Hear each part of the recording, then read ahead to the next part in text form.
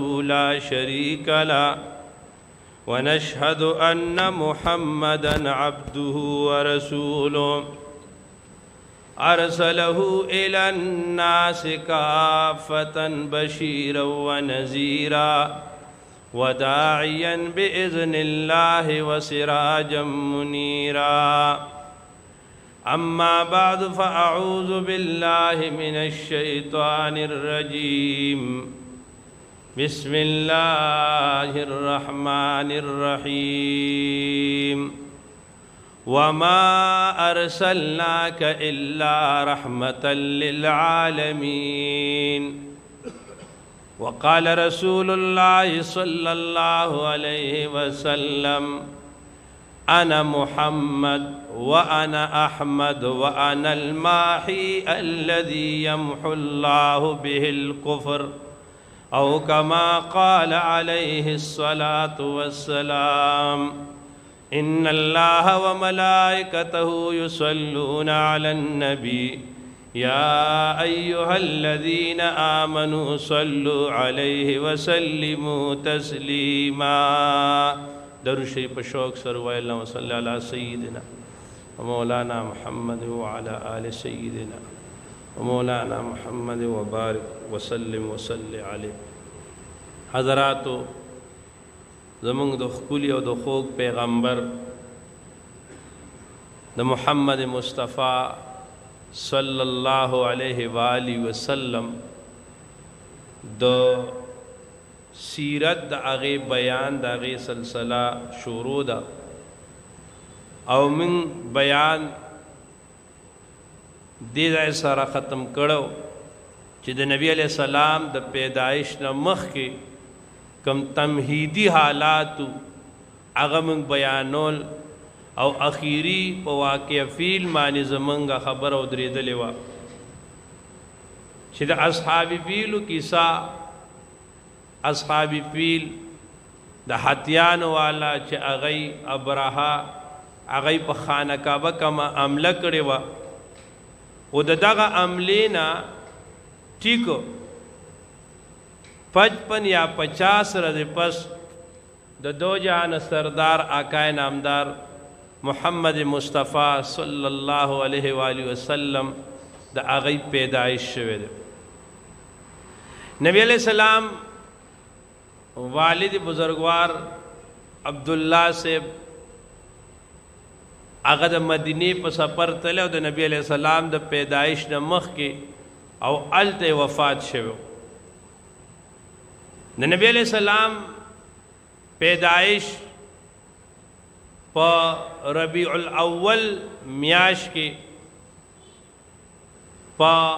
9 تاریخ باندې مشهور خو 12 دی او د پیر مبارک ورځ وه، خو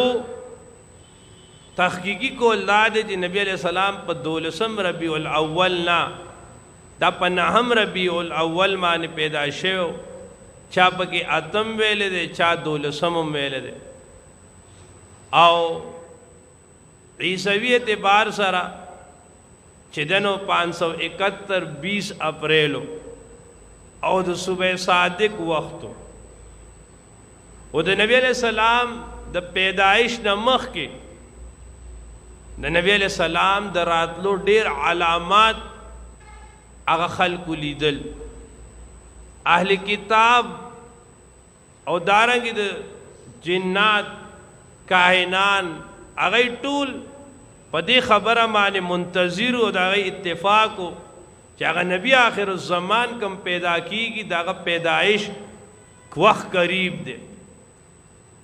کله چې نبی علیہ السلام پیدا کېدو د نبی علیہ السلام مور بی بی د حضرت آمینه نه روایت دی چې حضرت آمینه بی بی وی د نبی علیہ السلام چې کله زما په بطن باندې و د نبی علیہ السلام ما حملو، نو دا عجیبه حمل په حمل کې زنانو ته تکلیفي وای ما یو لحظه تکلیف نه دی محسوس کړی، او د نبی علیہ السلام مور بی بی وی چې زه به کله کله په لاره تېرېدم نو ما ته به یو غیبانه आवाज راغی چې تا ته د مبارکي ستا په بطن باندې چې دی نو د ټول کائنات سردار دی. بیا آمینه بی بی وای چې کله نبی علیہ السلام پیدا شو نو د نبی علیہ السلام پیدائش دا د نورو ماشومانو په شان د پیدائش نه دی شوی. کان النبی صلی الله علیه وسلم مختونا، کان النبی صلی الله علیه وسلم مسرورا. نبی علیہ السلام چې پیدا شو د مخکې نه ورته ختنه شوې وه. معشوم چې پیدا شي نوم وله کټ کوي، نو د هغه سره مسروره او د هغه د مخکې نه نوم کټو. معشوم چې پیدا شي او د هغه د پاسه د پیدایش هغه وینا ګندګي علایش معمولی پې موجودی او نبی علیہ السلام بالکل صفاو. او آمینه بی بی وای چې ما وکتل انو نبی علیہ السلام پیدائش سره ډایرک په سجده باندې پروتو او بیا نبی علیہ السلام سر اوچت کو او دا ګوته داسې اسمان ته اوچت کړو، الله اکبر کړ. آمینه بی بی وای چې دا نبی علیہ السلام ما خپل غیږ کې اغوستی و. په دې دوران کې د صبح صادق وخت دا نبی علیہ السلام زما د غیږ نه زما کتل چې نشته دی او ما دا اورېدل چې دا اواز کې تو مشارق الارض مغاربها. دا ماشوم د دنیا په مشارق او مغارب باندې وګرځوي، ځکه دا به د مشرق او د مغرب د ټولي دنیا سردار وي. کله چې نبی علیہ السلام پیدا شو هغه ټیم کې چې د نبی علیہ السلام مور سره کومه زنانه وه هغه روایت کوي چې دا ستوري او دا د رسول الله صلی الله علیه وسلم دی کور ته کښته راغلي او په دغه وخت کې په دنیا کې په کائنات کې ناشنا واقعات مخې ته رالل. د کسرا محلونه په هغې کې دړار راغی، بوتان هغه کته وغورځېدل. د پارس آتشکده چې د زرو کالو نه هغې خو د اور عبادت کو چې هغې هغه اور چرته مړ شوی نو د نبی علیہ السلام پیدایش سره هغه زر کاله پس هغه اور مړ شو، هغه اریانو. او داسې ناشنا ناشنا واقع قرآن مجید وی دا پیریان به بره تلل او دی به د پریختو خبرو ته غوږ کېښودو انو چې دی د نبی علیہ السلام د پیدایش په شپه او د دې نه پس تلل انو هلته نه شغلې راتلې دی پسې. دی وی کنا نغدو سیمان منگ با غوږ کېښودو. اوس الان که موږ دې ته غوږ دو انو شهابا رسدا موږ ته یو تیاره شغله شهاب ثاقب هغه ولاړ یو په موږ باندې راشي. دا ټولې خبرې بوتان غورځېدل، آتش پرست اور مړېدل، د کیسر او د کسرا په محلونو کې داړ راتلل، دا ټول د دې علامتونه چې باز اوس د دنیا نه د بوتانو دور لړ. اوس نبی آخر الزمان راغی، رسول الله صلی الله علیه وسلم راغی. نبی علیہ السلام بطوری دنیا تا د ہدایت رڼا رسي. اللہ دې موږ تاسو بار بار حرمینو ته بوزي هلته چې سړی ورشي نو صفا مروه پټی دی غاړې ته ده او د صفا مروه پټی نه دی غاړې ته غر دی هغې ته جبل ابي قبیس وایي او دغه ځای نه کته دغه علاقې ته سوق اللیل وایي دغه سوق اللیل چې کوم دی انو نبی علیه دغلته اوس یو مکتبه ده د کتابونو کتبخانه ده دا کتبخانه د نبی علیه السلام د کور د پاسه په دغه کور کې د رسول الله پیدایش شوی دی هغه کور دی کې دننه موجود دی دا یې د هغې د پاسه جوړ کړی دی نو دغه سوق اللیل کې د رسول الله صلی الله علیه وسلم پیدایش وشو د نبی علیه السلام پیدایش چې وشو نو نبی علیہ السلام ته نوم د عربو د طور طریقې نه خلاف واقع محمد ورته کېښودو او وایي دا نوم ورته عبدالمطلب صاحب کېښودو او یا وایي چې د نبی علیہ السلام مور بیبي او د دغه نوم انتخاب کړو عبدالمطلب سے هم د رسول الله د پیدایش نه مخکې یو خوب ولیدو چې زما د ملا نه لوی زنځیر تللی دی اسمان ته یو زنځیر تللی دی ځمکې ته او بل چې دی نو مشرق او مغرب ته د دغه زنځیر کړای هغې نه غټې غټې اونې جوړې شي او د هغې په هره پاڼه باندې لوی نور دی چې د دنیا آخر سر ته خور دی چې کله عبدالمطلب صاحب د دې خوب تعبیر له لاړو نو هغه ته دا تعبیر میلاو شو چې ستا د پشت ستا په نسل کې و داسې یو کس به پیدا کیږي چې د هغه نوم د هغه تعریف دا به د دنیا په څلور واړو اطرافو کې دې د وجې د عبدالمطلب سے په زړه کې الله دا الهام وکړو چې دې هلک ته نوم محمد کېده او د نبی علیہ السلام مور بی بی حضرت آمنہ هغې ته د نبی علیہ السلام د پیدایش نه مخکې د الله د جانب ته به دا پیغام راتو یو ویونکي به ورته آواز کو تا ته به الله تعالی بچی درکوي دا معمولی بچی نه دی دی به په ټوله دنیا باندې دین رسوي د نن به په ټوله دنیا کې خوري او چې کله دې پیدا شي نو ته د باندې دا کلمه ووایه چې انی اعیذک بالله انی اعیذک بالله الواحد من شر کل حاسد انا نبی علیہ السلام نوم محمد په دې اعتبار پریوتو محمد معنا دا چې په ټوله دنیا کې د هغه تعریف کولی شي او دې کې یو پټه صیغه بله هم پرته ده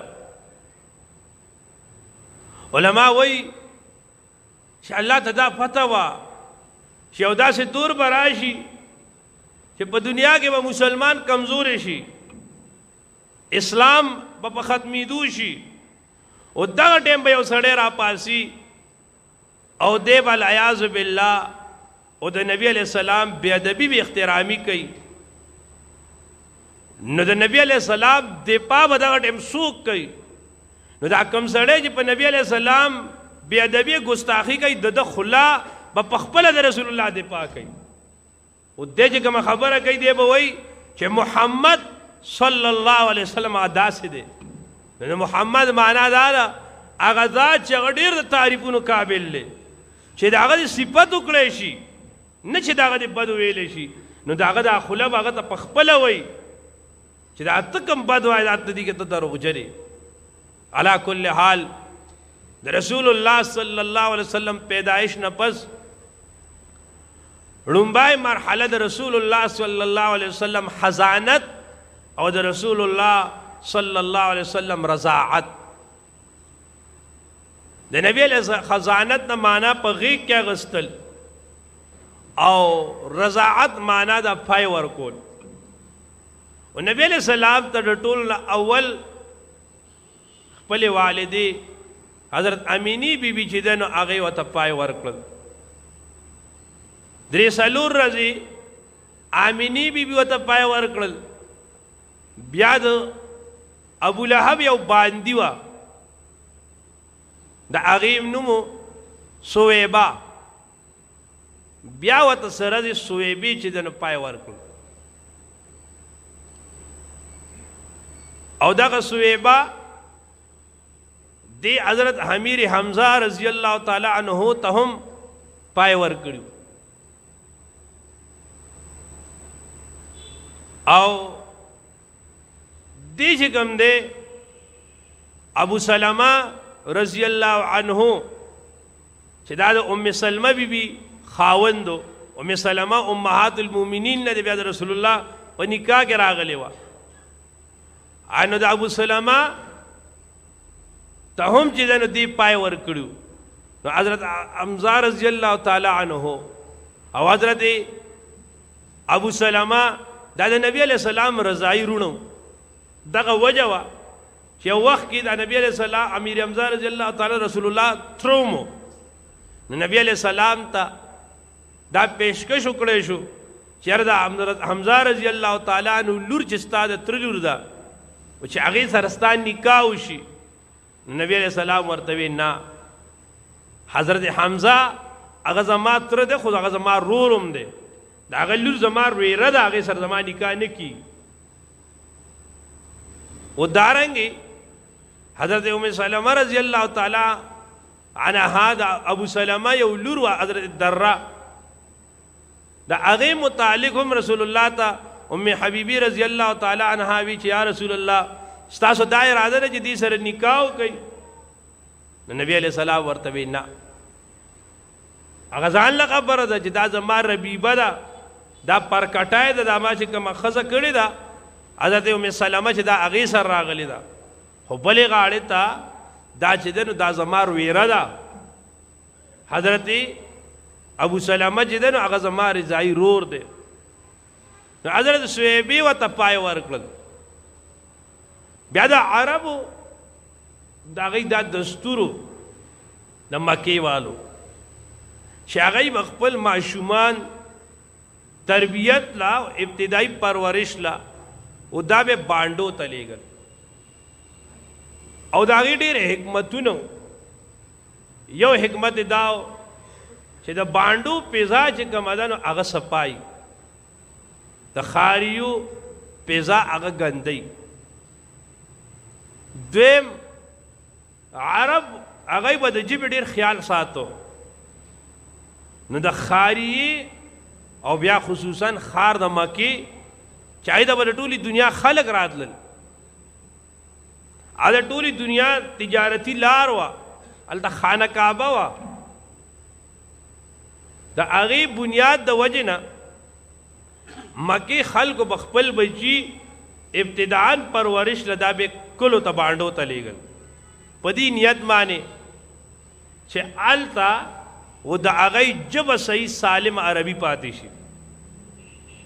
دریم د بانډو خلک چې کوم دی نو هغې کلکي. د یو ماشوم د یو الګ پرورش دا په مزو چرچو کې وشي، ایو سړی هغه پرورش په سخت ځایونو کې وشي. نو چې کم سړی په کشروالي کې په ځوانۍ کې دی سختي تېرېږي، وروستو که ده ته سختي راځي د ده پروا ني. او چې کم سړی ډېر په مزو چرچو کې پاتې شي نو که وروستو به معمولي تکلیف راځي نو دی د برداشت ني. نو عرب به خپل بچي او دا به بانډو ته لیږل. بنو سعد قبیله د هغې ښځې به راتلې، دا طایف سره خوا کې ځای دی، او هغوی به چې دی نو دا ماشومان ځان سره بوتلل. د نبی علیہ السلام په وخت باندې چې کله رسول الله پیدایش شو د هغې نه پس د بنو سعد ښځې راغلې دلته چې راغلې نو هغوی ځان سره ماشومان بوتلل او چا یو ماشوم واغده چا بل او د نبی علیہ السلام به چې چاته ورکو هغوی به دا تپوس کو چې یاره پلارې څوک دی او هغوی خو به بنیادي لکه د بانډو خلکو اجزان خلکو هغوی خو به د اجرت او د پیسو دپاره دا کار کو انو هغوی چې کوم دی پیسو دپاره اجرت دپاره به دا کار کو هغوی داسې چلو که چې رسول الله ورته مخامخ شو وایي د ده پلار څوک دی نو هغوی به دا یتیم دی وایي هغوی به ورته یو ورته غاړه نه کېښوده حضرت علیمه سعدیه رضی الله تعالی عنها فرمایي چې موږ کله راتلو نو په هغه ټیم کې چې ده نو زمونږ علاقو کې چې ده نو قحط و زمونږه وایي زما خپله دوره وایي قحط و چې یعنې دوره خوراک به موږ ته نه میلاوېده چې صحیح خوراک موږ غذا استعمال کو او زمونږ سینو کې پایو شي هغه خپل بچو ته پیسې ورکو انو ما ته وایي هېڅوک میلاو نه شو او نبی علیہ السلام ما یو ځل وکت خو ما هغه ټیم وانه غوستو چې هېڅوک میلاو نه شو نو وایي ما خپل خاون حارث نوم هغه ته وایي چې ګوره داسې چل چې راغلي نو بده خبره داسې څه لزو او دغه یتیم ماشوم چې کوم دی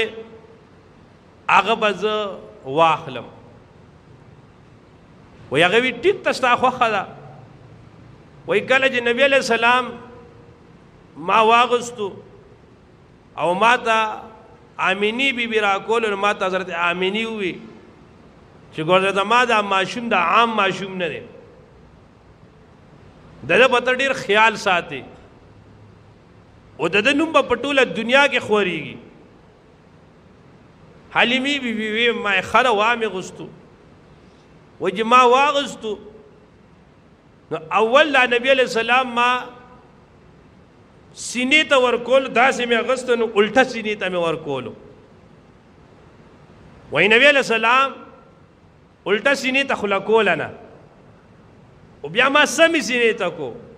وایي نبی علیہ السلام سینه واغسته او وایي د نبی علیہ السلام غیږ کې اغستلو چې الله زما سینو کې دومره پای واچول چې دا بل ماشوم چې کوم او زما چې بل کوم زوی و عبدالله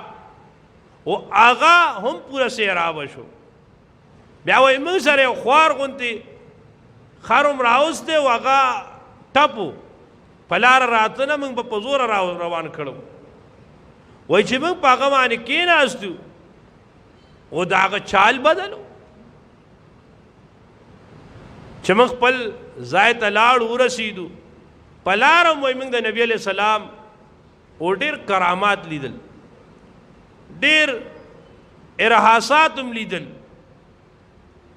بیا چې کله نبی علیہ السلام موږ کور ته لاړو زموږ اوښې وې هغه اوچې وې او چې زه د هغې غلانځو ته ما وکتل هغه د پایو ډکو په علاقه کې یا قحط او چې نبی علیہ السلام موږ هلته بوتلو او آمینه بی بی هم وایي د رسول الله صلی الله علیه وسلم چې کله زما په بطن حمل راغی وایي په هغه ټایم کې په مکه کې هم قحط و خو د هغې نه پس چې سوره د نبی علیہ السلام د پیدایش وخت نږدې کېدو دومره فراواني راتله نو چې کله نبی علیہ السلام موږ سره هلته وو نو بیا به چې زموږ څاروي کوم ځای ته سر لتلل نو هغه به پوره ماړه راتلل خلکو به وګیو نو هغوی به وي چې تاسو عجیبه خلک یې تاسو د حارث د حلیمي بی بی سارو سره ګړو بیزو سره خپل ګړي بیزي سره وای هغوی به چې دی نه مړېږي علا کل حال حضرت حلیمه وای او د نبی علیہ السلام برکات موږ په خپلو سترګو باندې لیدل چې هر سیز هغه سیوا کېدو. بدې اسنا کې یو ځل وای موږ نبی علیہ السلام ځان سره واغستو او موږ په لاره تلو یو کاهن جادوګر هغه ټیم کې د کهانت علم دا ډېر مضبوط علم و چې رسول الله یې ولید نو هغه وی چغې کړې چې دا ماشوم مړ کړي او د دې ماشوم د لاسه به زموږ عصر عرص ختمېږي. علیمه بیوه دې ما ته لرې شه ستا څه کار دی دا زما بچی ته دې خوا راشه هغه ماشوم د غېږ ماشوم انو موږ ته رالو دې خوا. بیا علیمه بیبي وایي چې کله د نبی علیه السلام 2 کاله برابر شو د رضاعت مدت وشو انو ما 2 کاله ولا مور سره خبره کړې وه ما واپس راوستم مکې شریفې ته او وایي زما اړه نه کېده چې دی واپس ورکړم خو چونکې خبره شوې وه د هغې پاسداري مې کوله زه واپس رالم معاهده دغه وه. وایي ما ولا مور ته ووایي چې یاره آمینی بی بی ته مې وایي که ستا خوښه وي نو دی ما ته پرېږده لږ نور وخت به موږ سره تیر کړي. وایي په دغه ټیم کې د خدای شانو په مکه کې چې دنه طاعون مرض راغلی وبا وه نو آمینی بی بی چې ټیک ته اوس وبا ده او دا نبی علیہ السلام او دا ته ځان سره واپس بوځه یي دې تا سره څه وخت نوري. وایي نبی علیہ السلام وبنکره بیا مې راوستو هغه چې د نبی علیہ السلام پرورش دا به د نورو ماشومانو په شان دی نو د نورو ماشومانو ګروت مثلا په میاشت کې سوره کېږي او د رسول الله ګروت به په هفته کې دوره کېده وجود به برابر دا هغسې بل چې نبی علیہ السلام د 4 میاشتو شو انو صفا خبر رسول الله شروع کړې نو چې دا واپس راوستو بیا و نو د نبی علیہ السلام خور و رضاعی د هغې نوم شیما او رور یې د هغه نوم عبدالله انو دی به چې دی نو ګړي پیزې بار وباسلې دی به بار تلل چې بار به تلل انو نبی علیہ السلام د خپلې رضاعي مور حالیمي بیبي نه تپوس وکړو چې دا زما رور او خور دی سحر چرته وځي چې بیا ټوله ورځ ني انو حلیمي بیبي ورته چې بچې دی چې دی نو ګړي به ځي سړی بیا راځي انو نبی علیہ السلام ورته وی چې زه به هم خپل رور خور سره ځم او زه به هم ګړي به ځي سره نو حلیمي بیبي ورته چې بچې تا ته څه ضرورت ته څه له ځان ته تکلیف ورکې نو هغه وی چې نه ما دا خپل ضمیر دا اجازت نه راکوي او چې هغه یې دې ځي او زه دې دلته یم سبا هم هغه سره ځم نو عمر یې 3.5 کاله خو وجود برابر نو هغه سره شروع شو ته چې هغه سره ته نو یو ځل داسې چلو شو چې دا نبی علیہ السلام دا رضائی خور او دا رور په منډه منډه رالل خپلې مور بیبي ته او حلیمي بیبي ته وایي چې یاره زموږ هغه قریشي رور چې کوم دی هغه پسې یو 2 کسان رالل او هغوی سره چړې وې او هغوی اوسیرو انو چې حلیمي بیبي دا واورېدل ډېره پریشانه شوه او د دې نه مخکې حلیمي بیبي سره واقعیت دام راغلی وه چې یو میلې ته لاړل په هغه میله کې یو کاهن خپل څه کرتب خو دا ورته ولاړه وه او د هغه کاهن نظر په رسول الله باندې پرېوته چې په رسول الله یې پرېوته نو دې حلیمي بیبي ته وایي چې د ماشوم نوم څه دی حلیمه بیبي ورته وایي محمد وایي ته سې نو حلیمه بیبي وایي زما اړه کې راغله ما ته سې مور یم ستا نوم څه دی ما حلیمه د پلار یې څه نوم دی ما حارث وایي ښه ده چې ستا نوم حلیمه دی د پلار نوم د حارث دی کچری د مور حلیمه نه وي او پلار حارث نه وي نو دا هغه اخیری پیغمبر دی. انو حلیمه بی بی خو پوه وه د علاماتو نه ورته پته وه نو هغه ډېره ویارېده او هغې وی چې بس شهید کړی به یي.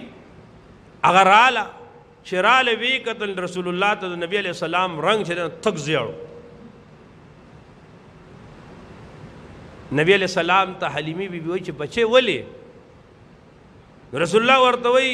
بیا رسول الله چې کله لوی شو بیا دا حدیث په خپل هم بیان کړی دی. نبی علیہ السلام ورته وی چې یو دوه کسان رالل او هغه چې کوم دی انو سپین لباس اچولی او زه یې واغستم زه یې اوده کړم او هغه یې سره چړې وې او د دې دایره تر دې پورې زما دا ټوله سینې وڅیرله چې ویڅیرله او د هغې نه یې زړه راوباسه ورسره یو ټرې او مجموعه په هغې کې کېښودو او بیا اوبه وې ورسره نو هغې ووینځه او هغې سره سایډ کې څه ټوټه غوښه وه یو یا دوه غوښې وې نو هغې کټ کړې ته لرې کړې او یو بل ته وی چې دا خانه ده او چې دې کې شیطان ځای نیسي او بیا هغې زما دا سینه وګنډله چې حلیمې بی بی سینې ته وکتل نو د نبی علیہ السلام په سینه باندې سټیش ټکونه ورسره وجوړو ټکونه پته لګېده پورا او سینه نوره جوړه وه نوره برابر وه او چې الله دا دور هر څه برابرول انو بیا چې د سینه او د دې دادا هم الله ختمولی شو خو دادا الله تعالی پرېښو د دې دپاره چې منکرین انکار ونه کړي. ان نبی علیہ السلام بیا رستو فرمای وای دا فرښتې راغلې وې دی ارس سامان ټول دغه نه راوړو د جنت نه او اوبه د زمزم راغستې وې. دې د وجه محدثین وای چې په کائنات کې په دنیا کې د زمزم نه بلکې په جنت کې هم د وای د حوض کوثر نه هم د زمزم مقام اوچت دی. کچاري د زمزم مقام اوچت نو بیا به د حوض کوثر اوبه راغستې وې. او دې معاملې ته دې ته په اصطلاح کې شک صدر وای او د رسول الله صلی الله علیه وسلم دا شک صدر دا سلور پیری شوی دی. یو ځل دغه ټیمو شو د حلیمې بی بی په کور کې چې عمر سلور کالو یو ځل د نبی علیہ السلام شک صدر شوی دی چې کله عمر لس کاله شو او دریم شک صدر شوی دی چې کله نبی علیہ السلام ته نبوت او پیغمبري ملاوېده او سلورم شک صدر شوی دی کله چې رسول الله صلی الله علیه وسلم معراج سفر باندې اسمانونو او برتو. علماء وایي دې ډېر لوی رازونه ذکر کوي خو ټیم یادونه نه هر خبره سیوا شي چې دا ابتدایي سلور کالو عمر کې چې داړې ورته راوباسو نو په دې کې کمال لاو چې د ماشوموالي خپل خیالات او احساسات دي اوزړی والا سپاک د ماشوموالي خیالات لاړل ختم شو. بیا چې دی کله سړی بالغ کېږي نو د بلوغ خپل خیالات دي بیا یې ولاړه سپاک هغه خیالات لري شو. بیا چې کله رسالت ملاوېده رسالت بوج ډېر لوی دی بیا یې د هغه بوج د برداشت دپاره بیا شک صدر شو او بیا چې کله د اسمانونو په سفر باندې تلو بیا یې چې د نو شک صدر وشو. په حدیث کې دا سلور دا کبیر راغلی او پنځم هم راغلی چې شل کاله عمر کې هم شوی دی خو هغې سند برابر نه دی. کله چې دا شک صدر وشو نو آمینی بی بی نبی علیہ السلام علیمی بی بی ځان سره نبی علیہ السلام واغستو او رایستو واپس خپلې مور بی بی له. نو آمینی بی بی ورته وایي چې تا خو چې دی به لا ما سره یي نو هغې ورته کیسه وکړه چې یاره وځواب چې هسې نه چې ده ته څوک نقصان ورکړي، څه پیریان میریان ورته تکلیف ورنه کړي. او ما ته لګي داسې دله څه پیریانو تکلیف ورکړی هم دی، دا نښې پې جوړې هم دي. آمینې بیبي ورته وایي زما د بچي ته پیریان غږ نه شي کولی، دا عام ماشوم نه دی، بس تا خوښه ده، بس ټیک ته ته واپس کې ما ته واپس کا. او نبی علیہ السلام آمینې بیبي ته واپس کو. او دا ټیم د نبی علیہ السلام عمر دا چې دی نو دا 4 کاله څه د پاسه 4 کاله. بیا څه کم 2 کاله مور بیبي سره مور بیبي بیا کفالت کو. آمینې بیبي هغې دا تصور وکړه چې یاره دا نبی علیہ السلام اوس له ښه دی، دې ځان سره علم او زم دې د پلار قبر له بوزم، د حضرت عبدالله قبر ته یې بوزم. ما ته ویلو په تیر شي بیان کې د حضرت عبدالله قبر د نبی علیہ السلام د والد صاحب قبر دا چې دی نو په مسجد نبوي کې دا نوې مسجد نبوي کوم توسیع نه ده شوې، و دې توسیع دې غاړې هلته قبله خو داسې ده که نه، دې غاړې ته سم غاړې ته یعنې زمونږ قبلې غاړې ته دغه ځای کې د حضرت عبدالله قبر، خو هغه بیا د مسجد نبوي نوې توسیع چې راله هغه دې کې رالو. انو ځان سره دې واغستو او هلته د حضرت عبدالله نیکه کور یعنی د عبدالمطلب صاحب مور د حضرت هاشم بیبي دا د بنو نجار نه او د مدینې نه، ما ته ورته ویلي و دې هلته هم بوتو چې هلته یې بوتو. بیا د حضرت عبدالله صاحب قبر لا بیا چې کله دی واپس راتلل نو نبی علیہ السلام دی او د نبی علیہ السلام مور بیبي حضرت آمینه ده او د نبی علیہ السلام ته د والد صاحب نه په میراث کې یو باندې پاتې شوی و، د هغې نوم حضرت ام ایمن رضی الله تعالی عنها دا وه. دی چې کله په لاره باندې راتلل او د نبی علیہ السلام مور بیبي دا بیماره شوه، په هغې باندې د ډېر خفګان نه چې دی نو بیماري راغله، تکلیف پې راغی، حتی بیماری سیوا شوه چې پاسېدی هم نه شوه او د خپل ژوند نه ناامیده شوه. چې ناامیده شوه نو حضرت ام ایمن ته وصیت پرېږدي. ام ایمن ته وایي چې ما ته داسې لګي چې زه خو بچ کېږم نه، خو زما دا بچی د ده د وجې به زما په ټوله دنیا کې نوم ژوندی، لہذا زما دا بچی به ته ځان سره والې او دی به خپل نیکه عبدالمطلب صاحب ته ورکې او ته به د ده ډېر خیال ساتې. او نبی علیہ السلام مور بیبي په سینه باندې سر لګولی دی، امور ته جاړي چې مورې ته پاسه که نه، ته ولې نه پاسې؟ او د نبی علیہ السلام مور بیبي چې پورا زوره طاقت یې ولګو نو نبی علیہ السلام ته اخیری 2 ټکي ہوئے. نبی علیہ السلام ته وایي بچے کل حی میت و کل جدید بال، هر ژوندی سیز هر ساه واله سیز دی به مړېږي او هر نوی سیز او د ده اختتام به دی به زړېږي، دی به پناه کېږي.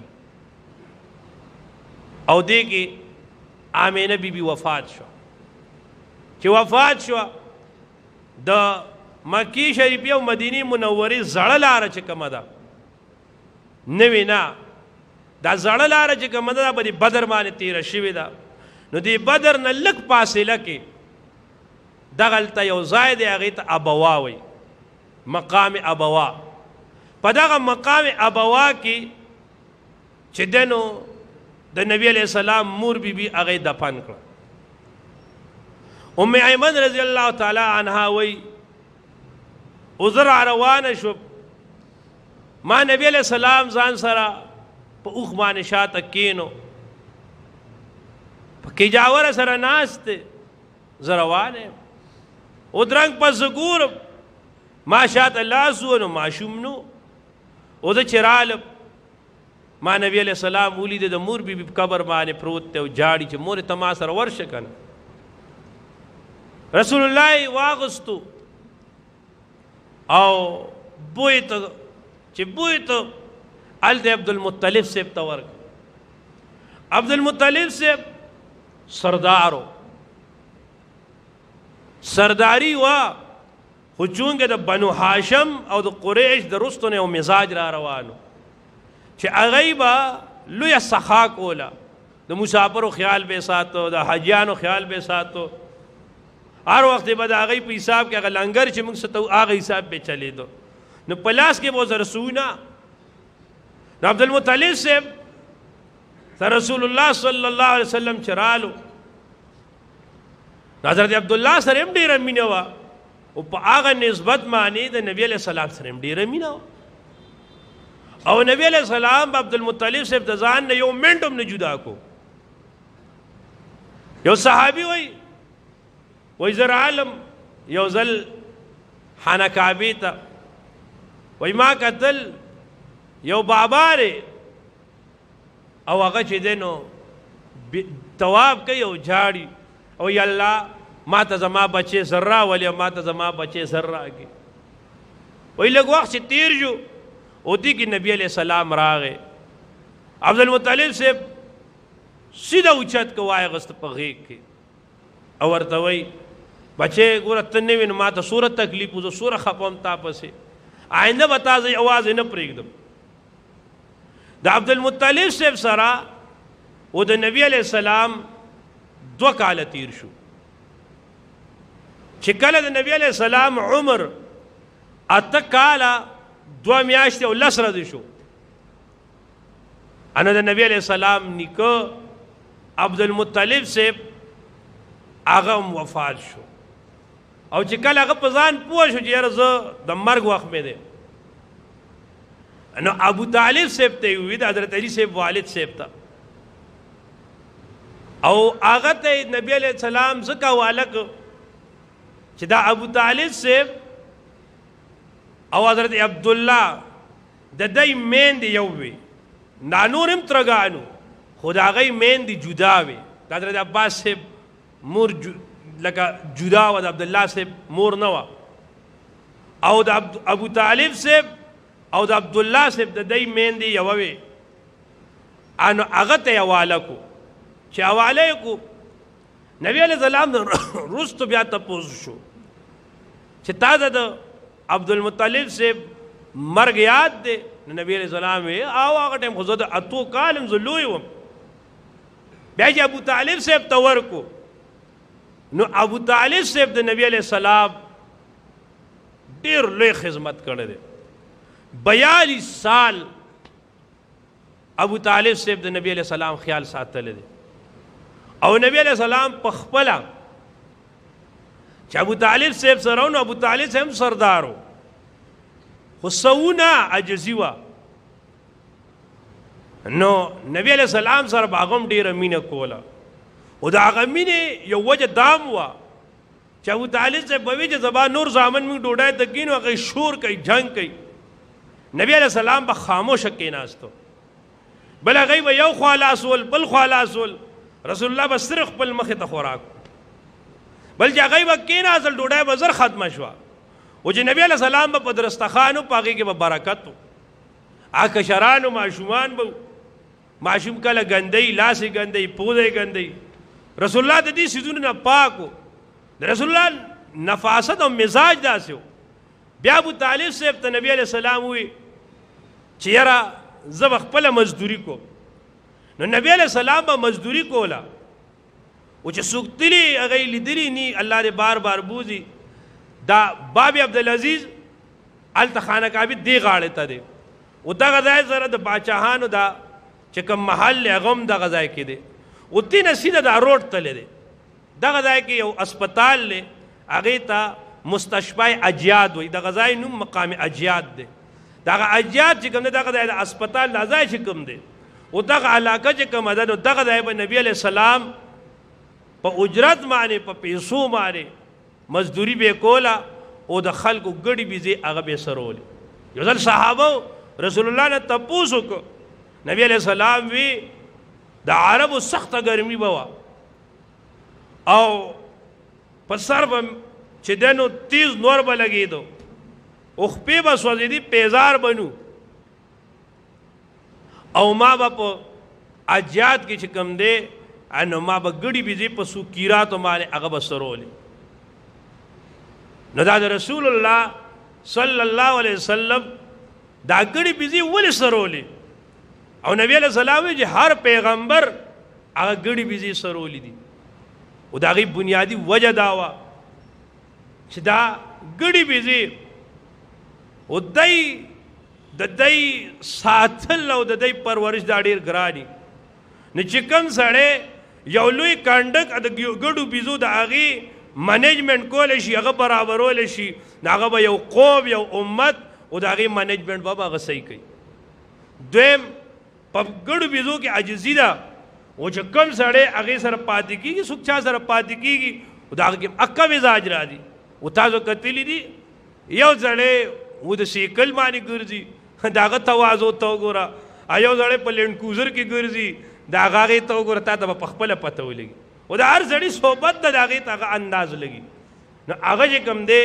رسول الله په یو دا کول نور هم ډېرې وجې دي خو چونکې ټیم وشو انشاءالله که ژوند دي آینده به پرې خبره کوو واخر الدعوانا ان الحمد لله رب العالمین